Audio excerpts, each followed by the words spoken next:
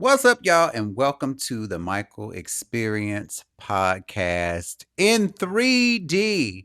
I am in 3D. There have been so many people asking me why this isn't a visual podcast, and they would love to see my face. They would love to see my affectations, the highs, the lows, the intonations, all the things.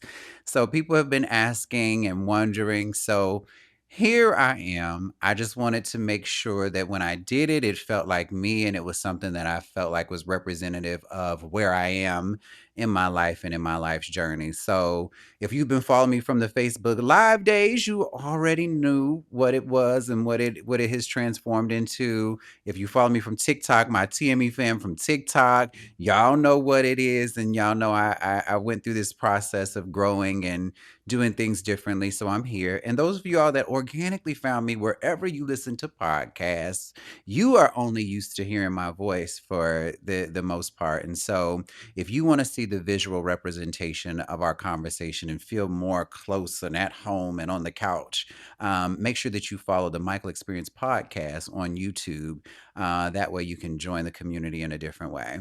So now that we've got the housekeeping items out of the way, let's do one more piece of housekeeping, or really just a reiteration. So for those of you that are new to the Michael Experience, the TME fam, welcome.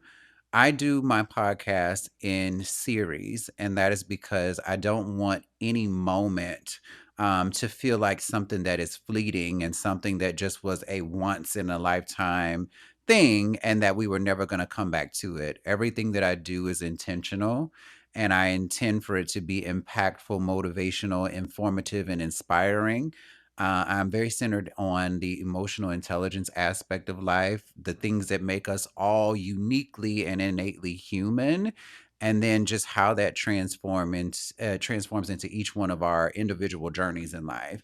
And so, what I like to think of what I do as is meeting the intersections or meeting at the intersection, should I say. So I identify the intersections and I bring us to it, and that's where we meet. So whether you're from the States, whether you're from the outlying islands, whether you're all the way across the globe somewhere, we all have things that can connect us. And we all have varying experiences that can help inform someone else's. So I want to do my part in making sure that we do that. So the series are designed. The series, my goodness, words are hard. Y'all got me on this camera now. I'm all flustered. No, I'm just kidding. But no, the series are designed that you take away something each episode, and that the skills and the insight and the information that you learn is buildable as you move throughout. And so there are often times where maybe somebody will listen to one episode and they'll say, well, I don't know if that resonates with me. And then they'll listen to a few more and say, oh my goodness. So you basically told like a full story. Yes. And in a world where clickbait and click bites and sound bites is king, it's very, very important and much more valuable to have a very well rounded approach. So make sure you stay and tell a friend to tell a friend. All right, because we are rolling right into the month of May, which is the Mental Health Awareness Month here in the States. And listen, whether it's observed as a holiday or as a week or as a month or whatever it is where you are, you can observe it within yourself every single day and every single moment. And so that is what we are advocating for us to be ourselves in every moment, one day at a time. All right. So I want to talk about something that has really plagued a lot of us, right? As we talk about mental health space, and that is this idea or notion of the strong friend, right? If you've ever really paid attention or noticed, right, being the strong friend is like this compliment and this badge of honor that we wear until we realize it is a job that we never really applied for. And so lately, I've been thinking about the effects and what it costs to be the person that everybody leans on and goes to, and how rare it is that you can go to other people and lean back. So I want to talk about it. So let's get to it. These are my thoughts, my life, my way. All right. So, the first thing is that there's just this magic expectation placed on those of us who are considered the strong friend. Now, not all expectations are bad. Some expectations lead us and guide us to new insights and growth, and we expand our relationships and in our thinking, and that's fine. There's absolutely nothing wrong with that. But there are some other expectations that cause things to go unseen or unnoticed in the strong friend simply because it is the expectation that perhaps they always figure it out. Or perhaps this person very rarely shows emotions. And so you don't think that they have the capacity to be sad, or they never get angry, or they never get out of sorts. It's all of these unspoken expectations that are placed on the strong friend, right? But it's very detrimental to their mental health, and it's also very detrimental to the relationship that you are interacting in and being a part of, because there are so many underlying things that happen and how that is perceived by the strong friend. And as we all notice, and as we just stated, I'm gonna bring it back around, we may not have voiced it because of whatever reason. We may not have voiced it. We may not have wanted to be vulnerable in the moment. We may not have known how to voice it for whatever reason, right? And sometimes when you're the strong friend, people don't think to be like, okay, let me ask, let me talk to the person about it, let me see where they're at, because there's no way their life can be perfect. But it gets easier for people not to engage in that way when you've created a culture around, I'm going to be the person that supports, I'm going to be the person that shows up. And then that just becomes the emotional exchange or lack of exchange, if you will. It becomes one of those one sided things. So, let's talk about the emotional labor because that kind of hinted at it a little bit. There is this invisible emotional labor that happens inside of us, right? And I hinted to a couple of things just a moment ago, but there are so many reasons why people won't share what they consider to be those soft or tender moments, or those things that would make you see them as anything other than the strong friend, right? You don't want that reputation or title to be diminished. But there's all sorts of things, feeling like you're gonna let people down, feeling like you failed. There's all of these things that happen inside. There's questions. Well, why does nobody ever think that I want anything? Why does nobody ever think that I'm frustrated? And yet, while all of this is churning and all of this is begging the question inside of us, we're wanting someone to show up. We're wanting somebody to show up, and we're just sitting here one day like they're gonna get it one day. They're gonna get it one day. And then you wake up 20 years down the line, and all of your family and friends are continuing to see the fruits of your labor because you're engaging with them in that way. And so, like again, that emotional labor has become invisible labor and nobody knows about it. Nobody knows that you're worried about, your career. No one knows that you are trying to figure out what your next move is. Nobody really knows that that coworker that you lightly said over drinks is getting on your MF and nerves, that they are really getting on your MF and nerves to the point where you just want to throw the whole job away, okay, and throw the whole life with it. That emotional labor inside is really turning and turning and turning. But because you wear it so well and you keep showing up for everybody else, they assume that everything's okay or that you are going to figure it out. I will say for me, right? I've been very conscious of this, how are you doing thing, and haphazardly asking, right? Because I think we do it a lot of times, especially, we see somebody and we have been conditioned to do greetings and salutations. And the first one is, hey, how are you doing? And it is the most empty how are you doing for most of us. We don't really want to know. It's just a way of us greeting each other. But what happens sometimes is when you have that emotional labor on the inside, that invisible thing, when somebody says, how are you doing? You really want to be like, listen, I'm over here falling apart. My bills are behind. I ain't got no man. I ain't been touched in a long time. You really want to do the things, but instead, You put on the strong friend or strong family member, because this applies that to face, and you say, I'm all right. Or you say something like I would be like, yeah, well, it could be better, but I got this. And they like, yeah, you do. Because the perception is that you have everything. That's how you got the title strong friend. You got the job, you got the car, you got the career, you got the social setting, you look good, you stepping out to the nines and tens. For those of y'all that don't know what that is, that means you are dressed to impress. So to the outward, masses, you've got it going on, and they're trying to aspire to be, and have what you have. But the real emotional labor happening on the inside really does matter, and we have to figure out how do we get that out without feeling some type of way about it. And we're going to talk about that too.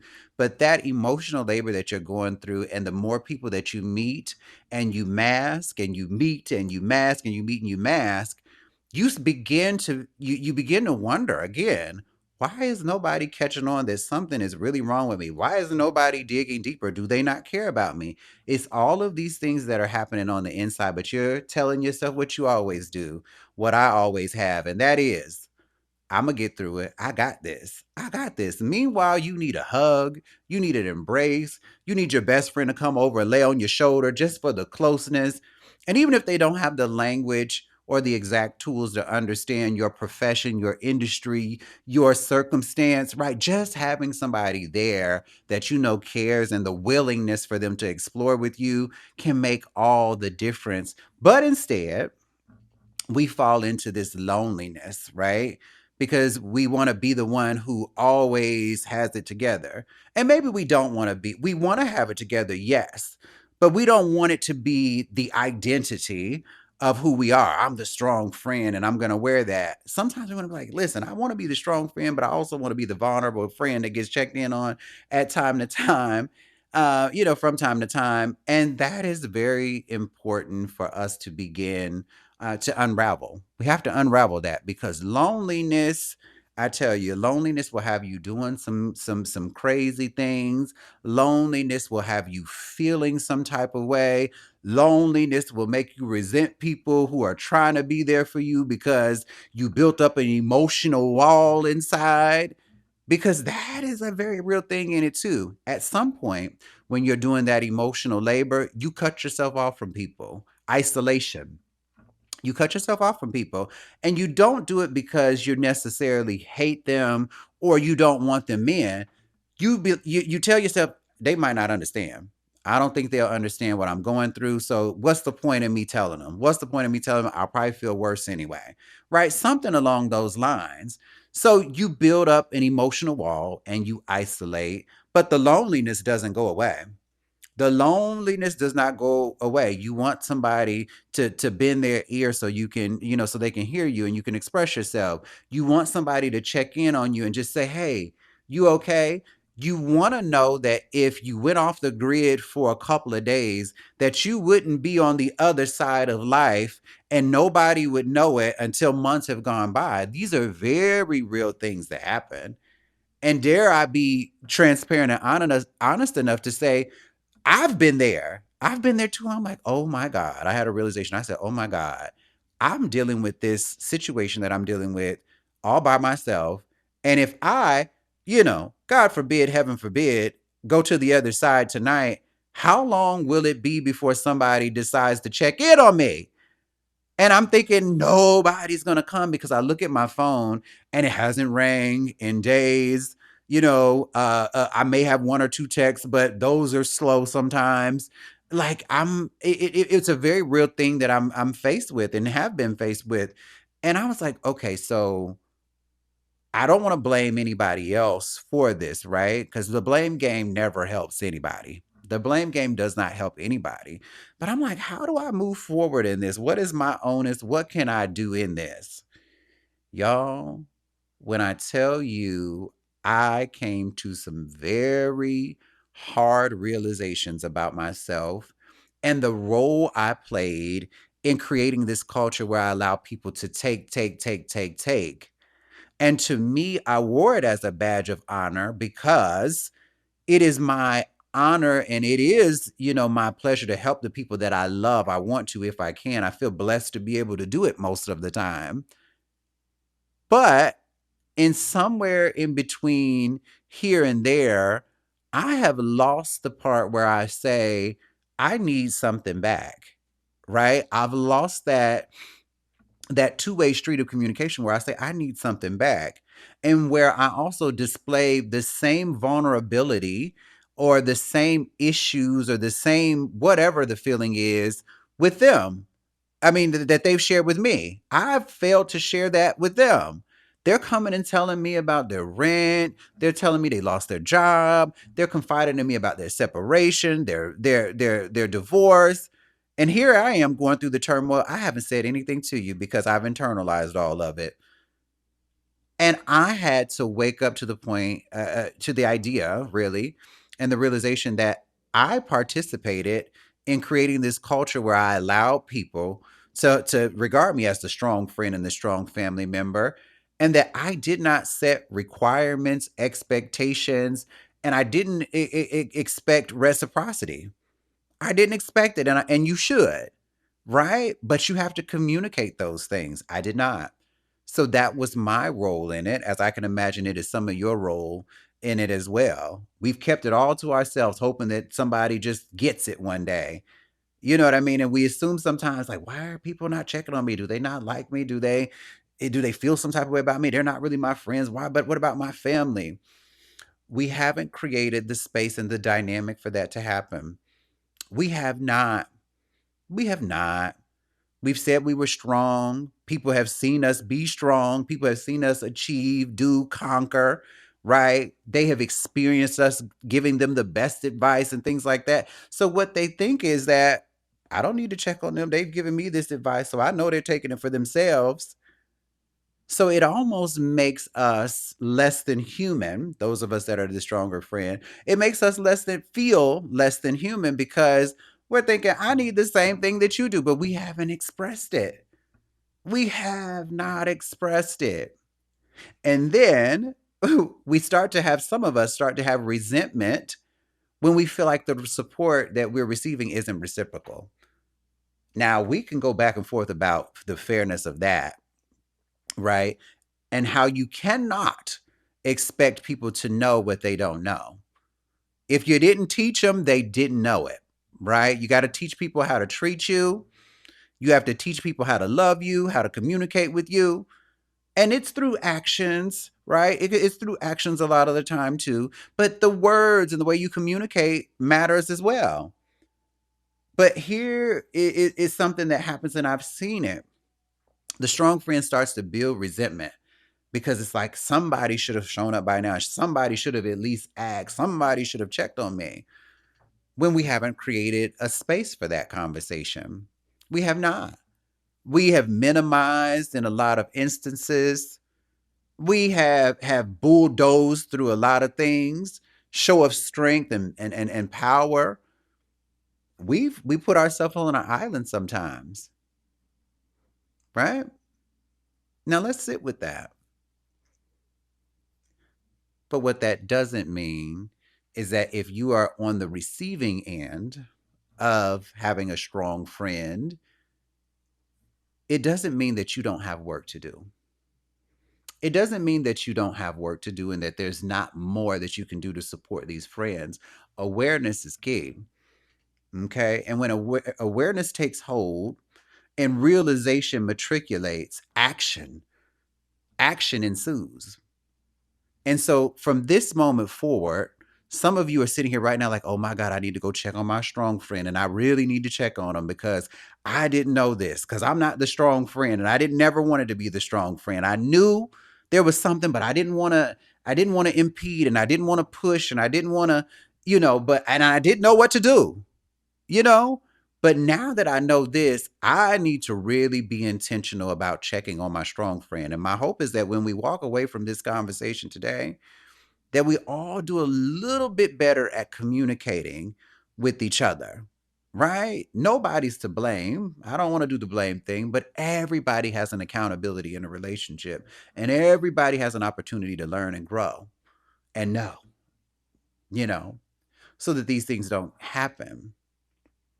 So, to those of us that are the strong friend, back to us now. I done gave our friends a little bit, and they gonna do the work. You gonna do the work, ain't you? All right. Next time I see you or you see me, let that be a reminder to you. Your strong friend, don't let them go a week. Okay, and you don't heard nothing from them. Check on them anyway, and tell them, listen here, you check in with me every other day or something. We don't want you to be in no house 3 years from now still watching the same show. Okay, but with no emphasis in your body. Uh huh. But for those of us who are the strong friends, we have to communicate without guilt. We have to communicate without guilt. And I'm talking about the guilt that we feel often as the strong friend. We feel like, oh, because we've gotten the things and we have achieved the things and we know how people view us, we don't want to be in position. Oh, she's got kids, and oh, she just lost her husband, or oh my God, he just lost his job. Oh my God, he's a black man down. I don't want to add nothing else to him. Oh, mama already got so much going on. And so we guilt trip ourselves out of expressing what we need. We guilt trip ourselves out of expressing what we need. And that is so detrimental, not only to our own emotional well being, but the well being of the relationship that we have. We have to communicate these things, and we have to be okay with it and not feel like we're taking too much. I should be grateful. That's another one. I should be grateful because I'm in a better position financially. I should be grateful because I've never lost my job. I should be grateful because I was able to go to school. All of these things that we do to guilt trip ourselves out of talking about the very human needs that we have, the very emotional depth, deep, and then debt, like we ain't fulfilled it. Both of those things, depth and depth that we are in. We have to communicate those things so people know, because we can't expect people to know what they don't know. We have to teach people. Okay. And what that means sometimes in our communication is that we have to reclaim softness. Uh huh. We have to reclaim softness. Men, I want to go here for a second. Listen here. It wouldn't be a Michael experience conversation if I didn't. Men have the hardest time with this conversation and the idea of being soft, right? Being soft is something bad for a man. It makes you less masculine, right? It makes you other things that we won't talk about on this program. But here's the thing about softness: every person, regardless of who they are, reserves, they should, but deserves a soft place to land. Everyone deserves a soft place to land. Men, you deserve a soft place to land. Because putting your head against a brick slab, boy, I tell you, it's uncomfortable. And you'll make do if you can. But you would more so rather have somebody embrace you and give you the calmness, the stillness, and the safety that you really require and that you really deserve. It doesn't make you less than a man. It doesn't make you less masculine. It doesn't make you less deserving, less achieving, less powerful, less strong. It doesn't make you any of those things to show more tender emotions, to require that somebody loves on you and cares for you, somebody that nurtures more than just your body, but nurtures your mind and your spirit. There's nothing soft about that. There's great power and dignity that comes in caring for yourself and respecting yourself. Physical, mental, spiritual, all of the walls. All of the walls. There's nothing soft about that.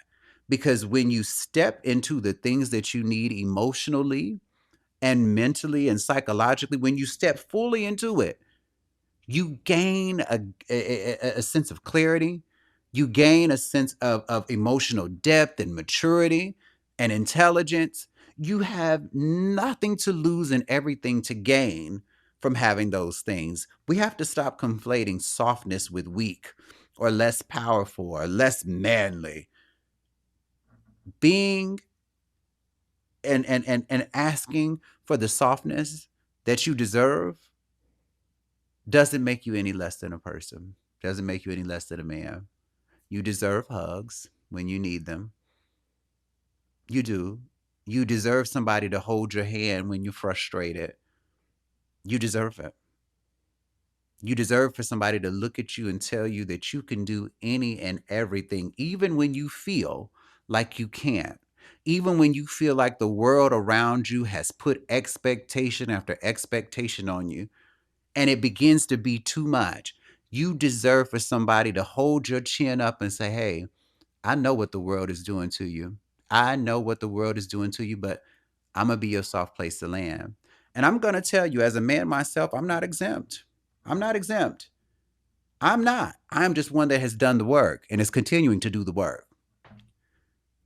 I will tell you what broke my heart. I was dating, getting to know a guy last year.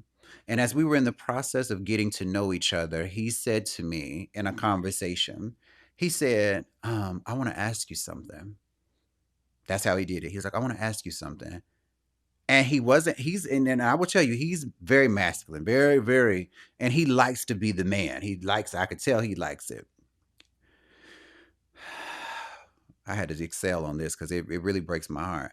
But when he said, I got to ask you something, and he paused, I was like, okay. And I thought it was going to be some like big request or something that I should really be like worried about. And he was like, are you okay with holding me? Like, are you a person that's okay with holding? And I was like, holding, like cuddling and hugging. I was like, yeah. And he was like, okay, because, I've just had issues with that in the past. And I can tell in his voice, I'm a fella and I date fellas. So I knew that he did not want to say that because it required him to be vulnerable to say, I've wanted a hug and I've wanted somebody to embrace me, but it's been a problem. And I said, "Of course I do that." I said, I actually have this running joke that I do, but I'm very serious about it. Like when I'm dating, I will notice like the mood is off or I'll notice something or if you need to and I would say, "Okay, just come here and lay in my bosom. Come here and lay in my bosom." And it became a joke, but it was a very real thing because I was dealing with somebody who could not regulate their emotions, wanted to, but just couldn't. And so the thing I did was just a gesture. I made him laugh because it was disarming. He was like, your bosom. He's like, what is this, like 1800s or something? He's like, what even is a bosom? I said, well, your bosom is your chest area. He fell out laughing, but I did it because it's so disarming and I'm comedic. Anyway, I enjoy the fun of it all. But, every time he was upset or he had something wrong or whatever, I could see it in his face. I could see it in his shoulders. I could just tell when the man wasn't, himself or whatever. He just needed the embrace. And I would just tell him sometimes he would have a bad day and I would, and he would be calling me and then I would text him after we got off the phone and I was like, okay, yeah, well, come on and lay in my bosom when you get home. And he'll send me some laughing emojis. But when he come home, straight to the chest he goes, right in the bosom. And I embrace him. I embrace him.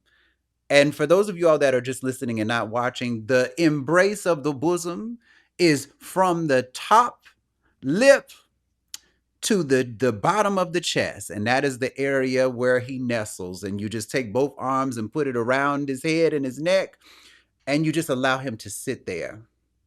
You just allow him to sit there while you're embracing him wholeheartedly, full arms in or whatever, almost like you're cradling a small child if you had one. Just hold him. I will tell you that makes all of the difference. You can literally, from the exhale, it's a deep exhale that happens. Ladies, y'all know, they, them, y'all know, everybody, y'all know, if y'all have ever experienced this, that deep exhale where it feels like part of the weight of the world has just been released from his orifice, from his body. And it is one of the best feelings ever where you just get to rest in safety. And that little boy, like I said, if you've ever nestled a child, that inner little boy that is in each one of us men, the little girl that's in each one of us, excuse me, I say us, in each one of the women out there, right? There's a little girl in there. Each they, them out there, there's a little they, them in there that needs to show up every now and again and receive that embrace because it's safe. It's safe, and we know it's safe because at the very earliest, when we could not speak or we could barely form words. We knew that if we ran to the nurturing person, the parent, the grandparent, we knew that if we ran to them, that they would embrace us and that that embrace was safe and it was calming. And so it's no different for men. I'm talking to men right now. I'm talking about men right now.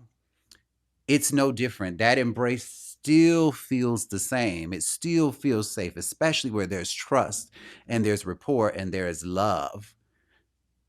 Now, the gentleman, let me go back to him that asked me about if I was okay with holding him. It broke my heart that it was hard for him to say the words. Right? It broke my heart because it was hard for him to say the words. And although I'm reflecting, the story I just told you was me reflecting on one of my past relationships I was in, right? But I told him, I said, let's talk about that. I was like, why did you ask that? Or why did you feel like you had to ask that? And why did you pause or hesitate? He was like, man, because I've dated people and they feel like because I'm usually the more masculine one, they always expect me to be the one that is the big spoon. I always have to be the one that holds them. And I just wanted to make sure that with my next person that I was able to do that and that they were going to be okay with it.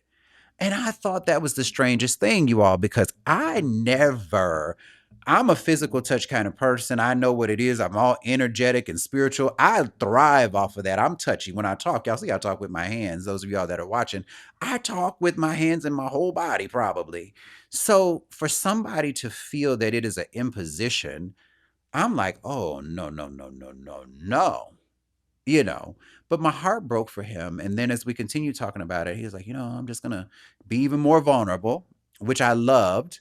And he was like, the last person I dated really really did a number on me, because I remember saying, like, can you I remember asking this person, can they hold me?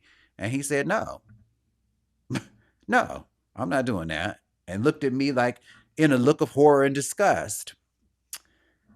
That broke my heart because I was like, wow, a person that you spent time with, a person that you cared about, you were emotionally invested in, would be I couldn't understand how they could be so callous and put you off that way and relegate it to well, you're a man, so no.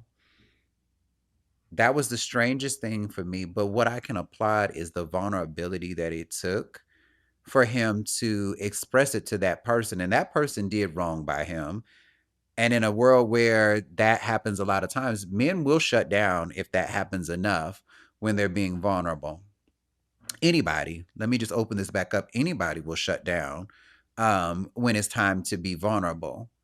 But here's what I want to tell you. Again, you have to reclaim that softness I talked about earlier. You have to reclaim that vulnerability as well, because that can be your superpower. When you meet the right person, that vulnerability is going to be a superpower. You are going to understand each other better. You're going to work harder for each other. You're going to show up for each other. Even when there's not a request to show up, you're going to show up. And there's always going to be a wanting and a willingness to show up. There's always going to be somebody who is vigilant about how your emotions and how your day is going and how the woes of the world are affecting you. Vulnerability is not defeat. It is not about being weaker or lesser than. Vulnerability is about letting people into those parts of your heart that you have had to shield from the world, out of safety, out of defense. But reclaim your vulnerability, because it is a strength and it is a superpower. And there's somebody out there like myself who is going to be looking for it and who is going to value it and who's going to uplift it. Yes, I will. Yes, I will hug you. Yes, I will hold you. Of course. Of course. Just listen. Anytime, all I need you to do is give me the bat signal. If you don't even have the words, just give me that look, like, and I say, come lay in my bosom. Right? Because it's needed. There are times when I just want to hug. There's nothing else I want. I just want to hug, or I just want to lay there and be held. That's it. I just need the closeness. I need to hear somebody else's heartbeat. I need to use their heartbeat to sync my heartbeat. I need to feel the rising and falling of their chest. Those very human things. I need to feel the energy and the spiritual vibrations that are coming off of the person. I need it. There's sometimes I need it. I'm like, oh God, you can't get it from just anybody now. It has to be the right person. But there are so many days that I'm like, ooh, I need that. And so what I am doing is reclaiming some of that softness and reclaiming my vulnerability, because soft doesn't mean weak. Vulnerable doesn't mean weak. It doesn't mean less than. It doesn't mean I'm not a man either. Because us as men, we don't like for people to challenge our manhood. Women, y'all don't like people to challenge our womanhood. Y'all don't want nobody to challenge that with you. Okay. So we on the same page here. None of those things mean that you are lesser than who you are. You are just communicating what you need, what you want, what you desire, and what fills your emotional cup. And lastly, rest. Reclaim rest and respite. When you need to check out, say, I need to check out for a minute. Say, I need to check out. I'm going off the grid for a little bit. Check on me in 3 weeks. Hey, I need a minute to debrief. Hit me on Friday. All right. Give me 7 days of separation. Get the rest that you need. When you're like, you know what, even if you have the money or whatever the thing is, and somebody's like asking, and you're like, God, I just gave 5 people some money to pay their rent. Take the rest when you need it. Take the rest, but say, listen, not right now. Not right now. And back to what I said earlier, you ain't got to feel guilty about it. You you ain't got to feel guilty about it. So my hope in this strong friend conversation is that we realize what it is to be the strong friend, as the person who is it, internalizing it, but also as the person on the other side of it that is benefiting from. Now, there are relationships where there's good synergy, there's reciprocity, and all the things are working. You know, good job, good job. Keep going, and keep growing. But where the majority, because this is a big topic out there today, but where there's a majority, where there's a gap there, my hope is that we feel that. We feel it. We feel it with intention. We feel it with care. We feel it with kindness and compassion. All of the things that we all as people deserve, right? You are deserving of receiving it just as you are of giving it, right? If we work in tandem and in reciprocity, hey, the universe will align and it will continue to flow freely. But when one section is cut off of the intersection, there can be no meeting. There can be no meeting, only a bunch of misses in there. So my hope is that we all walk away doing a bit better. Those of us that are strong friends, let's communicate. Let's take the power back. Let's reclaim the softness, the vulnerability, and the respite. Let's do it. Let's let people know what we need. Let's let people know how we really feel. And let's not feel guilty about it. Let's not internalize our emotions. People that have strong friends and haven't thought about what it is to be the strong friend, if you've coveted their spot or you've wondered how deep it goes deep. It goes deep. And what you can do today is a little something to let that person know, right? Sometimes it's just a small gesture, right? Sometimes it's people overthinking it that gets in the way. I'll tell you one more thing before I close this out. I don't know if y'all want me to keep talking, but I'm gonna keep talking anyway. Um, I have people in my life who feel as though, because I present a certain way, that I want the expensive things. I want the Michelin 5-star meal, and I want the Prada, the Gucci, all the things, right? That is what people think of me, and that's great. It's great for people to hold me in high regard in that way. It's great. It's a good thing, sure. Until it doesn't fill my emotional cup. I recall getting a $25 gift card from one of my employees. It was a leader, but just like, you know what, Michael, you just do so much for everybody.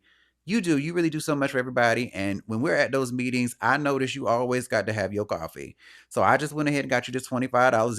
It's not a whole lot. It's not a whole lot, but I just wanted to just let you know that we do appreciate you. I appreciate you. I know everybody else does too. And I said, thank you. I don't that might not be enough. I said, honey, this is more than enough. I drink black coffee with 2 packets of monk fruit in it. So 2 teaspoons of monk fruit. I'll take raw sugar if that's all you got. I'll use the regular stuff too, but I really don't like to.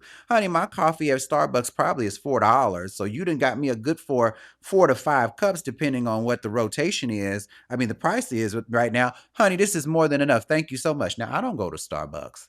I don't have anything against Starbucks, but I make my own coffee at home because, well, I try to keep my coins at the house. You understand? And so I can't be giving them out to people. But I appreciated it because the sentiment was so full behind it. Another person heard me say, listen here, I love me some Tashila. I call it Tashila. Now, I've since stopped drinking, but I used to love me some tequila. But she bought me a glass. She put my name on the bottom of it, and she got me a nice little card and whatnot. And she said, "You know what? I just wanted to get you this because I know that we drive you crazy." She said, "And you make time for each and every one of us, and you never make me feel like any less than, even though I'm not a salaried manager." And I was like, "Oh, well, thank you so much. This means a lot to me." And every time I drink out of her glass, I think of that moment. I laugh, I smile because it means a lot to me. It does. And it's not about the value of it. It's not that it has to be some big ornate or magnificent gift or anything like that. It's the sentiment and it's the feeling behind it. So if you are one of those people that's like, Michael, I don't know what to do. I don't know what to do. Do something small. Pay attention to something that they really like and that they can really use. And you know it's going to put a smile on their face. And just send it. If they like a 6 pack or whatever, at the end of every week, just be like, you know what? I'm going to DoorDash them that today to just let them know because they've been helping me pay my rent and stuff like that. You know, or I done got a little extra money. I'm about to go burn a hole in my pocket with it. I'm gonna burn a hole in my pocket with the money. But this friend that's been holding me down, she needs a massage. They need a massage. Let me send them a little $75. They can get them a little 60-minute massage down there to the massage parlor. Just do that. It'll make people feel so good. It's like, ooh, Lord, you just don't know all this stress I've been carrying in my neck and my shoulders. That's me. I feel like I carry a lot of us do, but I feel for me particularly my shoulders and my back neck area, I'd be like, ooh, and sometimes my lower back too, especially over on the right side. I had an injury back in the day. But for somebody to just be like, you know what, listen here, to pay attention enough, right? It makes you feel really good. It makes you feel really good as the strong friend to get those little nods. So don't think that just because you did something small, it's not enough. No, you done put a smile on somebody's face and you filled a little bit of their emotional cup because everybody needs a reminder sometimes of how valuable and how important they are. Just as you love when that friend shows up for you when you need them to, without asking, sometimes at the drop of an ask. It's like, wait a minute, baby. I don't need no story. What can I do? What can I do? Especially when it's the spirit of that. All you have to do is show up and ignite that feeling of happiness in your friend. And if you guys are doing that again, the universe will see it. And you'll just keep that in reciprocity. So I'll leave you with this. Strength is beautiful. It is a very beautiful thing, but it shouldn't be your whole identity. You deserve support. You deserve softness and a place to fall apart when you feel like you're failing at whatever it is, life, a relationship, work, whatever it is. You need somewhere that you can fall apart if you feel like it. And you are allowed to be held too. Okay. This has been the Michael Experience Podcast. Thank you all so much for joining me today. For those of you all again that are here and didn't get a chance to see me before in action, make sure you follow me over at the Michael Experience Podcast on YouTube so that you can see the visuals going forward. And I will see y'all on Friday with another episode of the mental health awareness for the mental health awareness month. So y'all go on out there and be good to yourself. Love on yourself before you love on somebody else. And I'll see y'all next time. Peace and love, y'all. Bye.